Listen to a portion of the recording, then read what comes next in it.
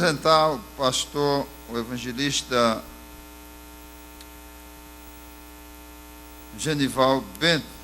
Vem aqui, por favor.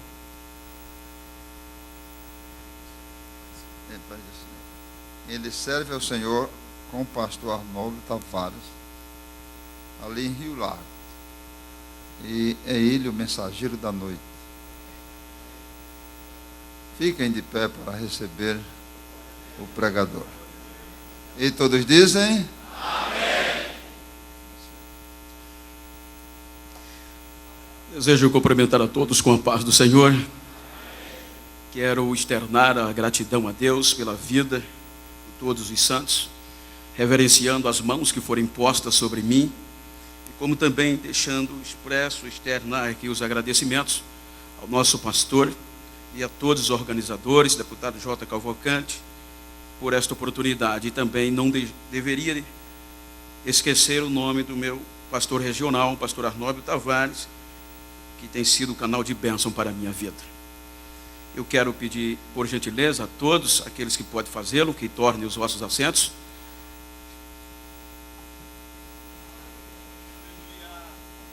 Quero também complementar a todos os internautas que porventura estejam nos ouvindo neste momento, que Deus possa recompensá-los ricamente. Queridos, eu quero ler um texto que está escrito no livro do Êxodo, capítulo 31, para meditação nossa nesta noite.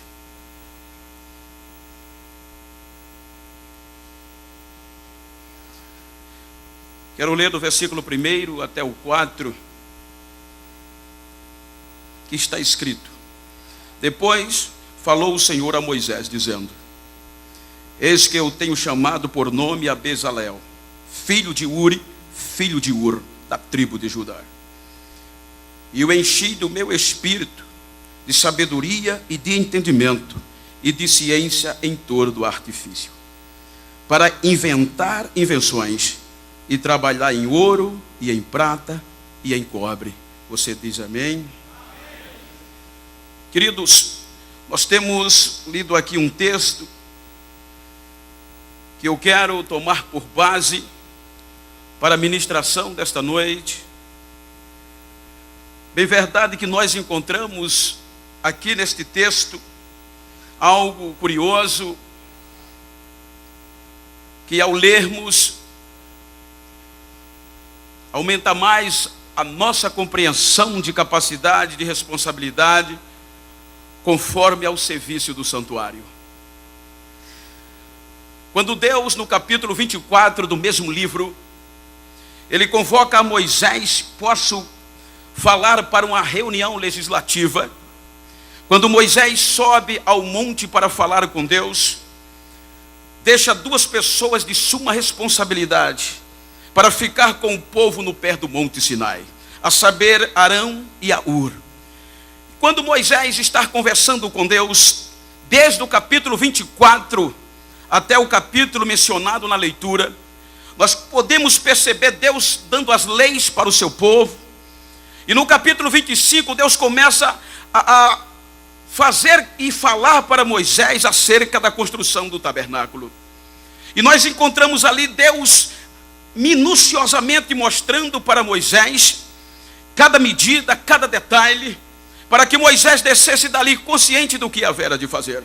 Mas o que me chama a atenção é que no penúltimo assunto desta reunião, então Deus olha para Moisés, quero conjecturar, e nesta oportunidade o texto diz: falou o Senhor Deus a Moisés: eis que eu tenho chamado por nome a Bezaleel, filho de Uri e neto de Ur, e o tenho enchido do meu espírito de sabedoria em toda a ciência, para trabalhar com ouro, com prata e com cobre, e inventar invenções. A verdade é que quando Moisés termina aquela reunião, ele já sai dali afobado, na nossa linguagem, rasteira, porque Deus tinha apresentado a ele o pecado do povo.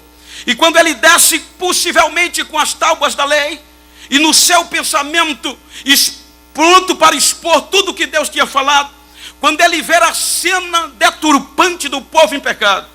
Agora Moisés quebra as tábuas da lei. E desde o capítulo 32 começa um período caótico na vida de Israel. Quando o povo tinha adorado o bezerro de ouro, e vem um sacrifício humano, vem uma deturpação, até que o pecado foi extirpado de Israel. Então depois que o pecado foi extirpado de Israel, que Moisés agora, numa conotação normal, ele esfria a cabeça, e ele vai a Deus. Então Deus o convoca de novo para ratificar tudo aquilo que havera dito antes. E quando Deus começa a falar com Moisés, então a verdade é que Moisés começa a assimilar tudo, e agora, depois de ter visto a glória de Deus, então Deus começa a determinar novas leis e a ratificar as leis que antes tinha falado. E quando Deus termina que Moisés desce do monte, Moisés agora vem com as novas tábuas da lei. E naquelas novas tábuas da lei, quando ele desce do monte, a Bíblia diz que o seu rosto brilhava como o sol, e as pessoas não podiam encarar Moisés normalmente, porque o brilho da glória de Deus era real nos olhos dos israelitas.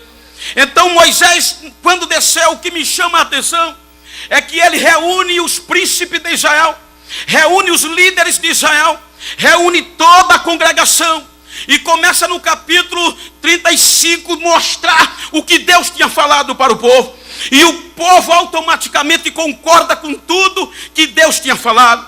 Então há uma pausa no capítulo 35, versículo 30, quando Moisés para de falar acerca das medidas e das ordenanças de Deus.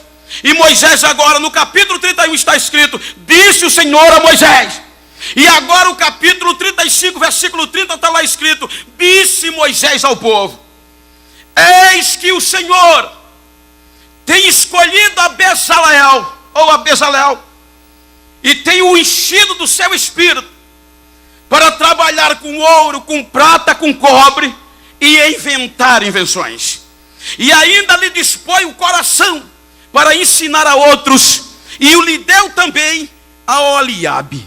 Então a verdade é que agora Moisés reuniu a congregação para apresentar para o povo dois homens que até o então estavam no anonimato, mas eram homens que tinham uma história espiritual, eram homens que tinham uma paternidade poderosa, porque Bezaleel era neto de U, aquele mesmo que sustentou o braço de Moisés. Era neto dele, ele tinha uma história, ele era um hebreu de promessa. E agora Deus disse: eu o enchi. Ele já tinha habilidade, mas Deus disse: eu o enchi do meu espírito. Isso quer dizer, toda a sua capacidade foi topada pela tampa. Eu enchi Moisés, e dei sabedoria para ele trabalhar com ouro e com prata, com tudo que eu te dei, e aquilo que eu não te dei, ele tem autoridade para inventar. Nós deparamos-nos aqui com um pleonasmo: inventar invenções. É bem verdade que é nosso vocabulário.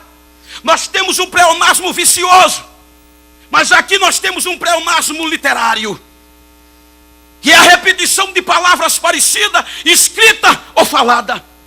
E quando o pleonasmo é literário, o escritor ou quem falou, ele está dando ênfase àquilo que foi escrito ou aquilo que foi falado. Ou seja, aqui estava sendo colocado um peso de responsabilidade e autoridade. E segundo alguns professores de português dizem que quando esse pleonasmo é literário, está dizendo, mas não é para inventar por inventar e nem para aparecer, é inventar por amor, é dedicação, é colocar a vida naquilo que faz.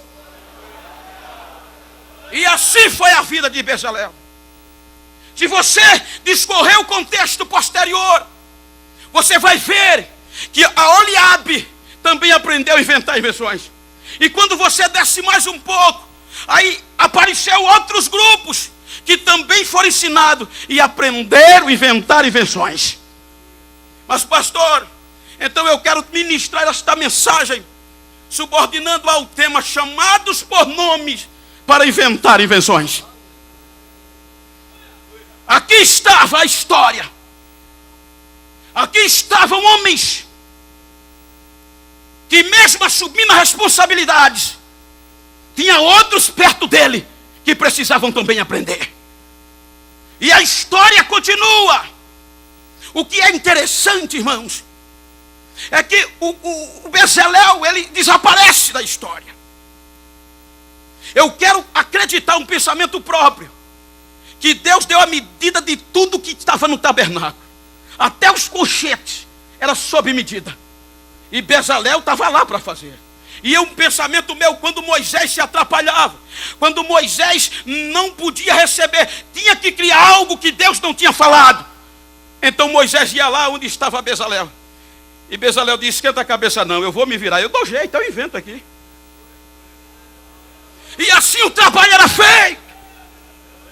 O cajado, a autoridade, a lei estava na mão de Moisés, mas a invenção estava na mão de Bezalel. A história passa. Cerca de 1500 anos depois, agora vem Jesus com o Novo Testamento. E com ele Jesus traz o Pentecoste. E quando o Pentecoste, na ascensão de Jesus, a Bíblia diz que quando Pedro pregou naquele dia, a partir dali o número das pessoas que aderiam ao cristianismo, cada dia crescia, ou acrescia em um maior número. Aí agora não tinha mais os hebreus. Bezalel só na história. E agora havia necessidade, como contenda lá no Monte Sinai. Agora havia dois grupos, segundo alguns escritores, religiosos dentro de Jerusalém: os essênios e os fariseus, judeu ortodoxo, que não acreditavam nos judeus helenistas, judeus que tinham nascido na Grécia, ou que não falavam aramaico e nem menos conheciam o hebraico. Então esses líderes religiosos, eles não conotavam, não denotavam um calibre de fé e de graça de santidade para os helenistas. Então a Bíblia diz que a partir daquele dia, membros dos fariseus, membros dos essênios, sacerdotes se convertiam ao cristianismo. E daí surgiu uma preocupação. Esta própria discriminação estava patente no meio do povo. E agora o que era que precisava ser feito? Houve uma contenda. E agora o Novo Testamento, agora o Pentecoste exigiu, por causa das diferenças raciais e culturais, homens com os mesmos requisitos, cheio até a tampa, como a gente diz no interior, do espírito de sabedoria, que pudesse servir e também inventar invenções.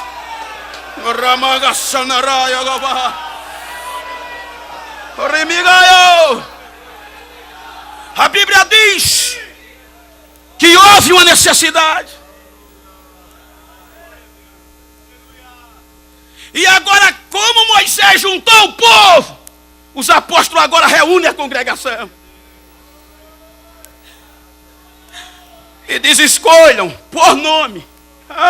Tem que destacar. Escolha por nome homens cheios de sabedoria e do Espírito Santo. Aí a Bíblia diz que aparece Estevão, Filipe, Prócoro, Pérmanes, aparece Nicolau, Nicanor, Timão. São 7. Agora nenhum hebreu, mas agora todos de nome gregos. Estéfanos no grego, coroa. Filipe, domador de cavalo. Homens que aguentavam o pesado. Homens que estavam acostumados com o dia a dia. Oh, aleluia. Oh, aleluia. Ramagashuri agavassana rabagababa. Deus, afasta que afasta.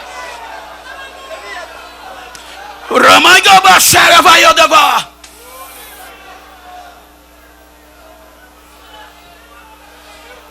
O jogo foi vassa reviva. A história veio com sete afrianos por pior. Para que Freue was taxi de voe. But try every on there for so epic to area. Chuck try every oak fine and real for fair.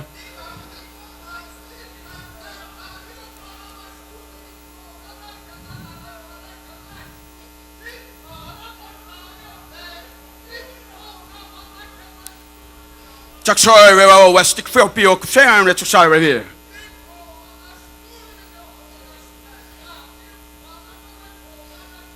Let's try we know reflexion, reflexion to say. Very well. It's so very well. Eu sou o Senhor.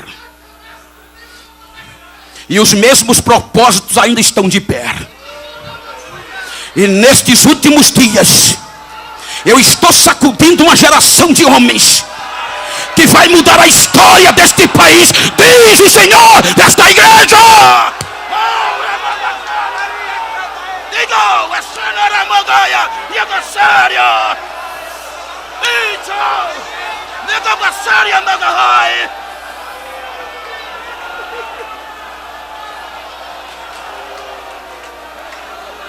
Ichara Bagasuri Nigabagabahaya so. Niyo Senai.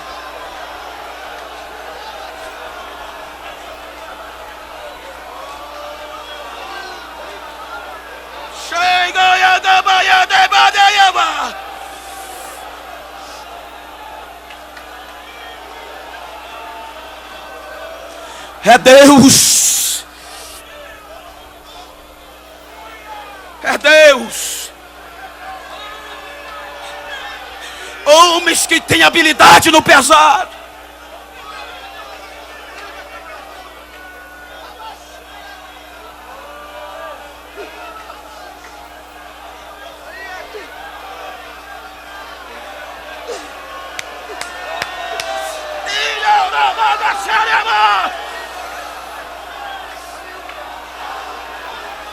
Aleluia.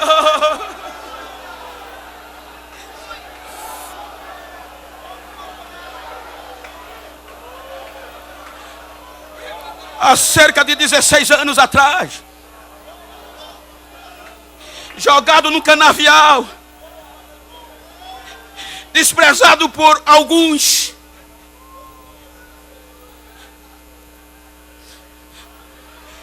digo com muito orgulho, levantando 3 horas da manhã para o corte de cana, quando não para carregar 5, 10 caminhões de cana por dia. Mas um dia chegou alguém para mim e disse: Deus está te chamando.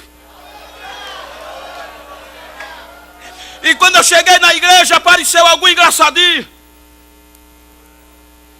que disse: está aí pensando que aqui na igreja tu vai ser alguma coisa?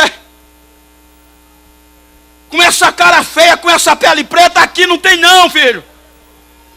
Pegue a sua chamada, o seu projeto, bote lá na gaveta, que aqui não. 3 dias depois eu entrei na madrugada e a voz bradou no meu quarto. E o Senhor disse: lembra que eu te chamei pelo nome? Lembra quando ninguém acreditava em você, eu acreditei? Lembra que eu te escolhi quando eu sabia que você não prestava? Levante a cabeça, tira o sonho e o projeto do baú, que eu vou tirar você daqui e vou fazer você sentar no meio dos príncipes do meu povo. Eu estou aqui para a glória de Deus.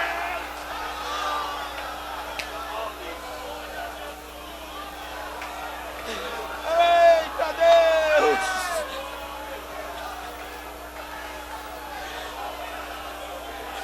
Oh, meu pastor, eu até conheço e estudei a ética, mas eu estou com a vontade de dar uns pulos aqui em cima, meu pastor.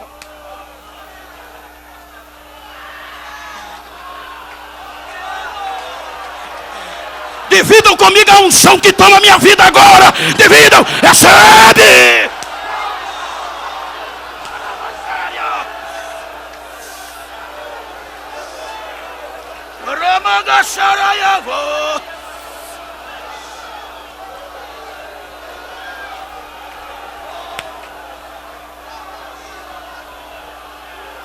Estevão, está escrito Está escrito que Estevão se destacava entre os outros em graça, em sabedoria, pastor Hildo, e no poder do Espírito. Porque a Bíblia diz que Estevão, além de fazer aquilo que era determinado a fazer, ele ainda arrumava tempo para inventar invenções. Quero conjecturar. Ele chegava às 6 horas da noite antes dos crentes e olhava se as cadeiras estavam tudo alinhadas. Tá. Olhava se tinha poeira no púlpito, limpava. Terminava o trabalho de dia, talvez numa hora da tarde. Se fosse hoje, ele pegava uma daquelas caixas de som de 50 quilos, botava na cabeça, mas na época não tinha. Mas a Bíblia diz que ele ainda arrumava tempo para ir para a praça pregar a palavra de Deus, inventando invenções. E a Bíblia diz que não era para qualquer pessoa que ele pregava. Quem contestasse com a fé, ele estava lá. Os sirineus, os moradores da Cilícia, eram pessoas sábias também. Mas a Bíblia diz que quando Estevão começava a pregar, eles não resistiam à glória que havia na vida de Estevão. E criaram um motim, subornaram alguém e mandaram testemunhar contra Estevão. E no Sinédrio, quando Estevão dá testemunho, queridos, essa é uma das pregações mais bonitas que a Bíblia faz questão de registrar. Ele começou da vida de Abraão, passou por todo o processo, ele conhecia, ele não se conformava em só servir a ceia, ele não se conformava não. Quando tinha uma zoadinha, ele ia lá rapidamente. Aqueles outros agiam tão desesperadamente, tão urgente, que segundo alguns historiadores, os irmãos da igreja primitiva chamavam os diáconos de levantadores de poeira, porque não perdia tempo. Quando tinha uma confusão, antes que a confusão crescesse, ele já estava lá. Quando alguém precisava de ajuda, ele já estava lá. Eles agiam tão rápido que as pessoas davam a conotação de: esses são os levantadores de poeira. Age tão rápido que a poeira levanta. Olha para quem está ao teu lado, vê se tem um levantador de poeira aí.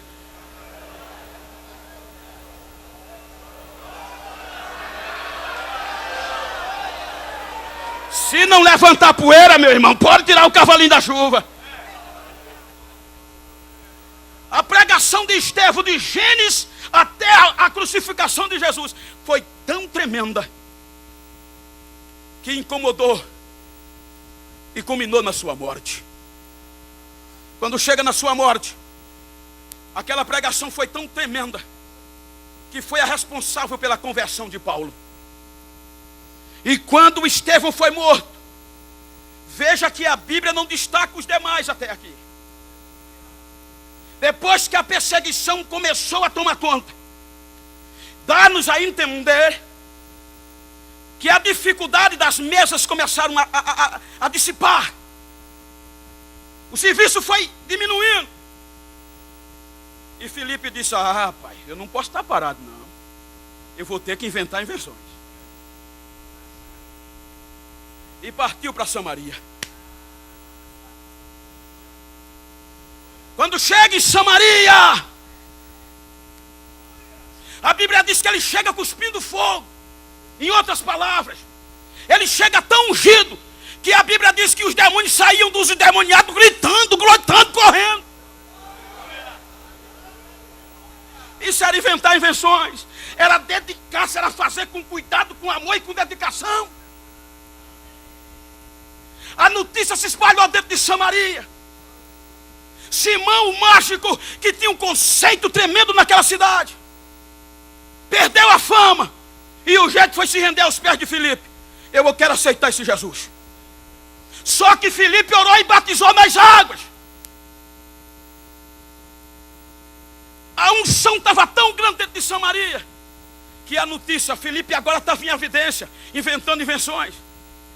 A notícia estava tão grande que foi bater no templo central de Jerusalém. Disseram: Samaria está pegando fogo, tem um diácono lá, misericórdia. Porque a gente só vai encontrar, salvo engano, evangelista no capítulo que foi lido. Dá-nos a entender que ela ainda estava professando diaconato. Partindo desse pressuposto. Está pegando fogo, tá? Tem um diácono lá que é tremendo, meu irmão. Onde ele abre a boca, o demônio corre. Até o mágico que iludia as pessoas. Agora, todo culto, toda oração está nos pés de Filipe. Admirado, atônito. Aí a cúpula levou Pedro e João. Vão a Samaria. Porque até o então, eles só eram batizados nas águas. E para batismo com o Espírito Santo, para que a igreja de Samaria não ficasse uma igreja rival, ela teria que ser vinculada, olha como Deus trabalha, ela teria que ser vinculada à igreja de Jerusalém. Aí Deus disse: vai Pedro e João, e quando vocês estenderem a mão, eu derramo o meu Espírito. Filipe era o bambambam lá. Mas olhe, o capítulo 8, salvo engano, a partir do versículo 16, quando os apóstolos chegaram em Samaria, Filipe sai de cena, cuspindo fogo. Mas quando os apóstolos chegaram, a Bíblia deixa Filipe de lado. Diga: você pode inventar invenções, mas quando o apóstolo chegar, pode sair de cena.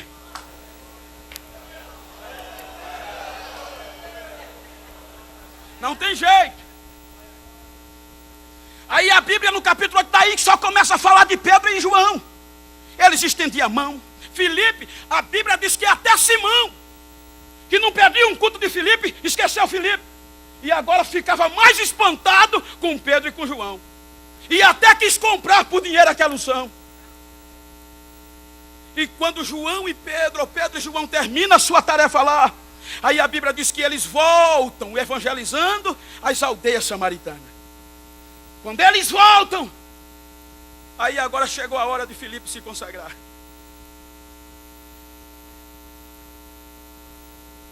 Nesse interim, a Bíblia diz que lá no reino da Etiópia, Candace, um termo hierárquico lá do reinado da monarquia, o ministro da fazenda, ou secretário do tesouro, era eunuco, tinha vindo para Jerusalém para adorar. Os escritos de Heródoto, ele nos dá a entender que um eunuco no mundo oriental era honrado e não demorava a ter emprego numa casa. Mas se nós seguirmos conforme de Deuteronômio capítulo 23, versículo 1, quem fosse castrado não podia entrar na congregação do Senhor.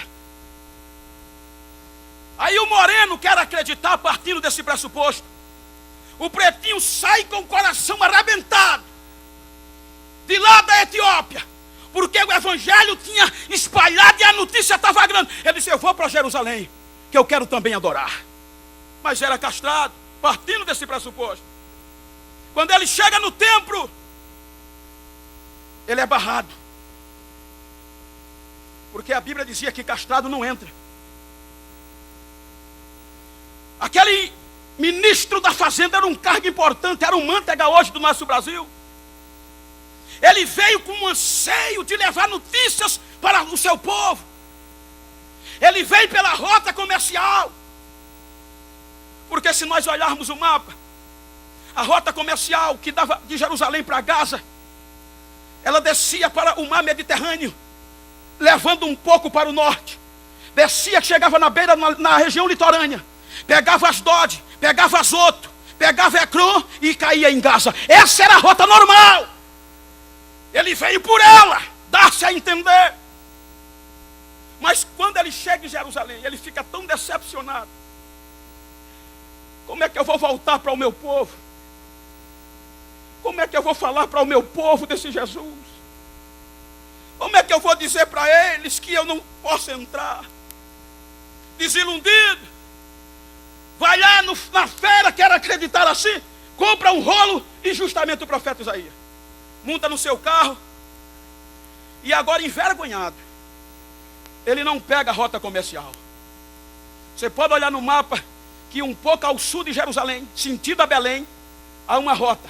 Passa pertinho de Belém, passa perto de uma cidade chamada Marícia e desce para Gaza. E naquela rota é deserto puro. Só vai por ali quem está desesperado e desiludido e não quer encontrar ninguém. Aí agora Pedro e João voltam para Jerusalém. Aí o Espírito Santo vai em Samaria e diz: Filipe, agora chegou a hora de você inventar invenções. Levante-se e vá para a banda do sul. Lá há um caminho que está deserto. O texto não mostra para Gaza, ele mostra o caminho que está deserto. Vá lá! Irmão, saí de um centro comercial, saí da fama, saí de onde ele estava. Agora, como diz o nosso pastor, Filipe levanta e vai correndo. Talvez passa pela rua movimentada, alguém grita: Filipe, vai para onde? Sai da frente, eu vou inventar invenções. Filipe, vai deixar a cidade? Fica tranquilo, eu vou inventar invenções. E chega perto do moreno. Eu fiquei tão feliz porque foi a primeira vez que eu vi um negro sentado num carro e um branco correndo atrás. Mas eu fiquei feliz demais. Deputado. Mas eu tenho uma notícia boa. O branco ia correndo para levar unção para os pretinhos. É por isso que os pretinhos são canela de fogo também.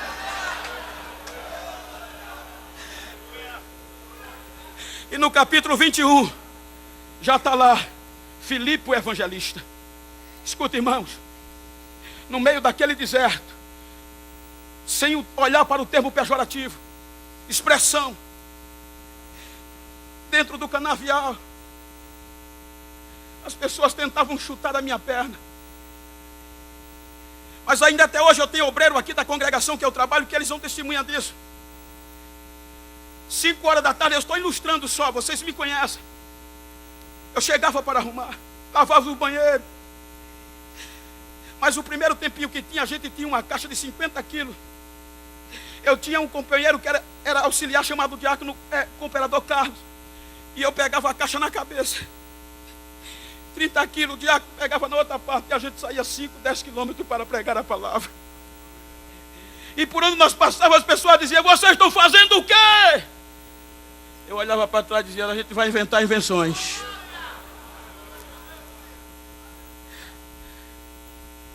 Passaram-se cerca de 2000 anos.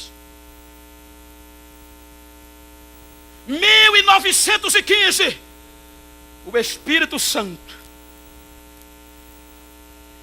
trouxe o Evangelho para Lagoas. E com o crescimento do Evangelho, houve a necessidade de homens topados até a tampa, cheios de sabedoria e dispostos para trabalhar com ouro, com prata, com cobre e ainda inventar invenções. Mas agora não tinha o hebreu, agora não tinha o helenista. Aquela que tinha, pastor Genival, gentios, aos olhos da sociedade hebraica, imundos, desprovidos da graça, desacreditados, sem prestígio. Aí eu não sei se há 20 anos atrás, se há 10 ou se há 5 anos atrás, a tua congregação se juntou, a tua cidade juntaram os irmãos, o teu estado se juntou. Para quê? Para alguém no microfone, em alto e audível som, chamar o teu nome. E quando chamar o teu nome como gentil, como desvalorizado, o pastor disse: aqui está o irmão Cícero, o irmão Pedro, o irmão Antônio, o irmão Washington, o irmão Zé, o irmão Manuel, não sei. Aqui está um homem cheio do Espírito Santo, cheio de sabedoria, que Deus tem constituído para trabalhar com prata, com ouro, com cobre e ainda inventar invenções.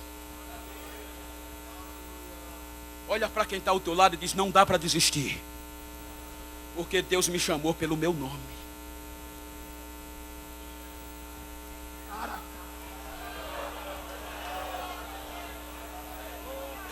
Você não prestava. Nós não tínhamos valor. Ninguém acreditava. Mas eu quero profetizar algo aqui de olhos abertos. A partir dessa semana, a tua congregação não será mais a mesma. A tua cidade não será mais a mesma. O nosso estado não será mais o mesmo, porque nós vamos sair daqui cuspindo fogo e pronto para inventar invenções e o nome de Deus ser glorificado. Quem crê nisso, levante a mão direita.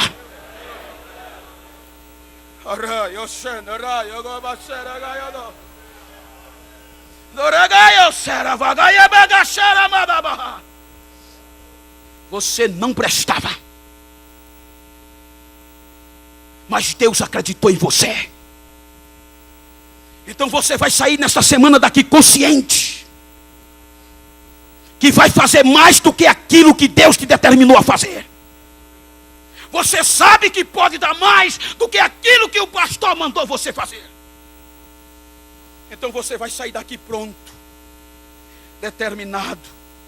Olha para quem está ao teu lado, por gentileza, eu não tenho esse costume, mas diz: saindo daqui hoje, eu vou sair pronto para inventar invenções.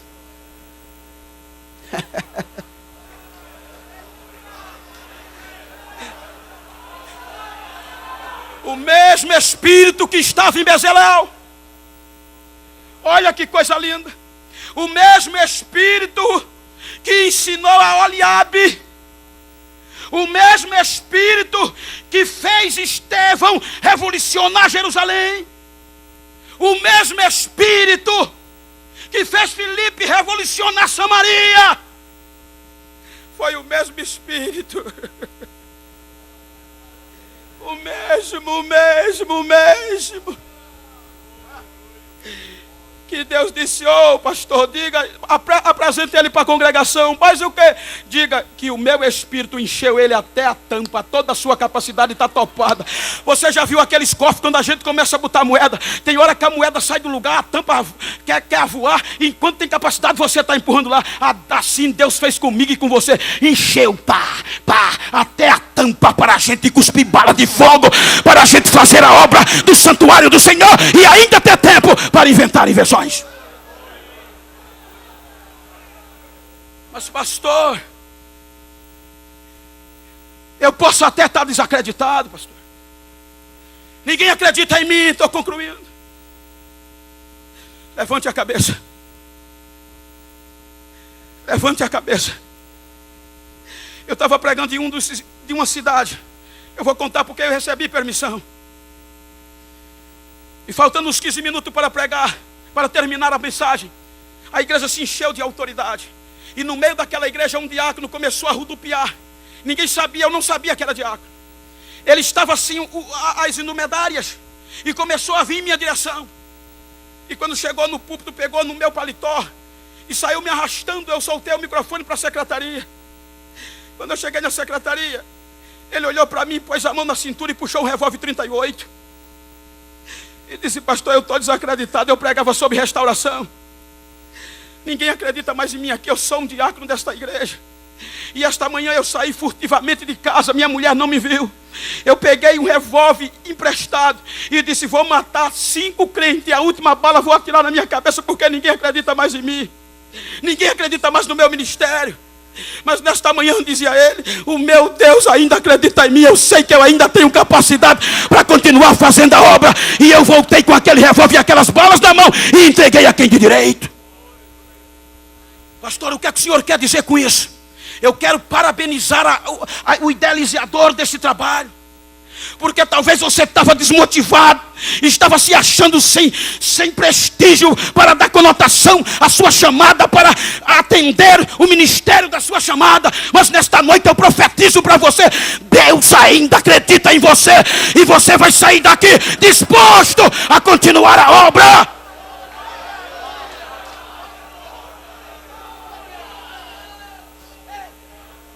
Eu quero concluir, mas eu quero pedir permissão ao meu pastor para fazer uma oração. Fique de pé, por favor.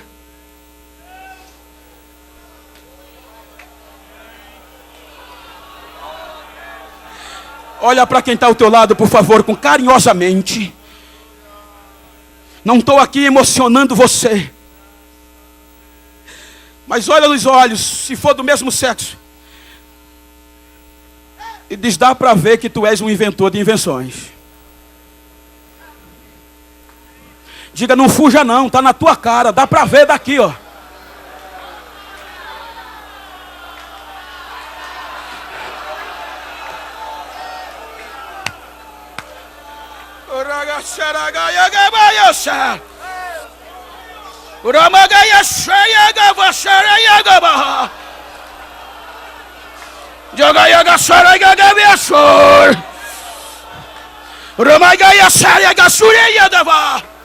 Há uma unção sobre mim, há um mistério de Deus nesta noite, e eu estou ministrando sobre a vida ministerial aqui na nave da igreja. Vai recebendo aí a unção que repousa sobre mim. Recebe!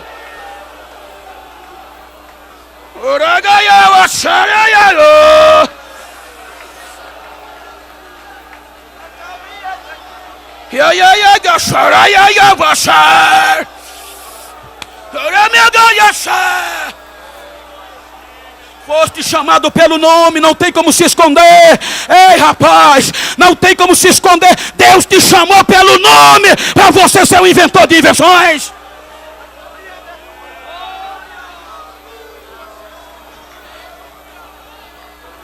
Me foi facultado até 9 horas.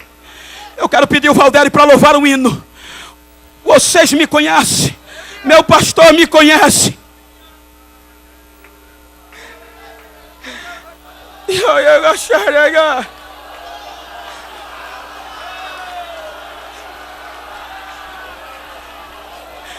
eu vou fazer algo aqui, quero que você faça. Você vai procurar um companheiro do diaconato que está aí pertinho de você, um obreiro, talvez até no subpúlpito. E você vai fazer o que eu vou fazer agora. Agora, quando você fizer, enquanto o Valdério canta, você vai dizer no ouvido dele, vai profetizar e dizer: levante a cabeça, porque Deus te chamou pelo nome, inventor de invenção. É hora de inventar. É hora de inventar. Alagoas não será mais a mesma por tua causa, porque a decisão que você vai tomar depois dessa conferência vai revolucionar a tua igreja. Aleluia. Faça o que eu vou fazer agora e diga: levante a cabeça, inventor de invenções. Deus acredita em você.